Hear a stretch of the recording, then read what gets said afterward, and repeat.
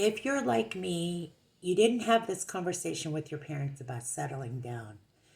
I didn't settle down in my 20s. I didn't really settle down until I was in my 40s, and casual dating interrupted a lot of things.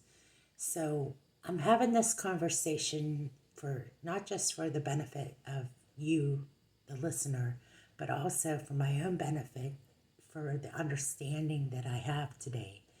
I have a lot of wisdom at 51, and I see a lot of people moving around, going from place to place, and a lot of times the word that I was trying to give you was homosexuals, people that live in situations where they're homeless and they exchange sex for a place to live.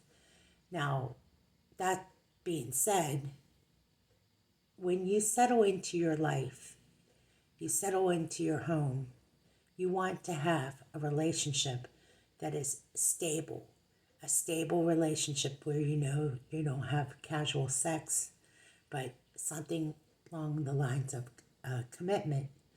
And there's a lot of people, and there's just too many people like this that don't want the commitment. And what I am suggesting is listen to this video and think about what you want in that situation. You can say no to these situations because you're stable and you don't have to compromise. You can say no to that person or persons if they want casual sex. The stabilizing situation that you find yourself in is comforting. It is full of joy. It's full of hope. You have a clean home. You have laundry done. You have dishes done. You don't have to answer to somebody. You don't have to worry about domestic violence. You don't have to worry about any of those problems. So the joy of having a stable environment, you already have a lot to offer somebody who's stable in return. So why I decided to have this video is because a lot of people will move to a new place to get a fresh start, and they bring their problems with them. Just because you move somewhere doesn't make it stable. It just means that you are bringing your issues, and your issues follow you with you.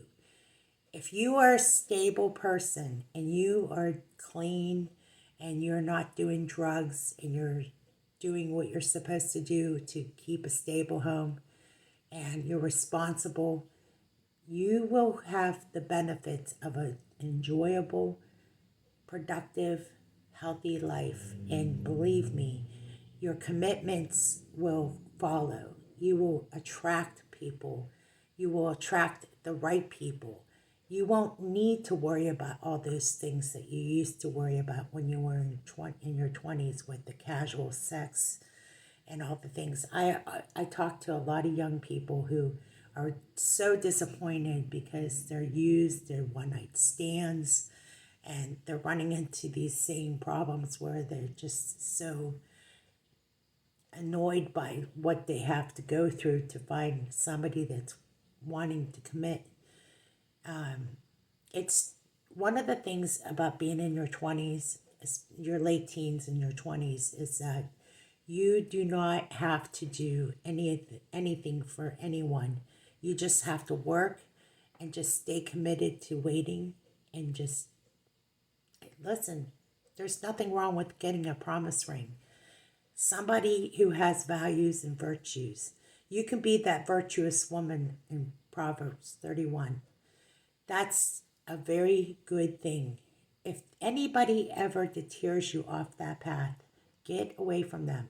If you are one of those people that has a situation where you've had multiple sex partners in your past, break the soul ties and get back to what God wants for you.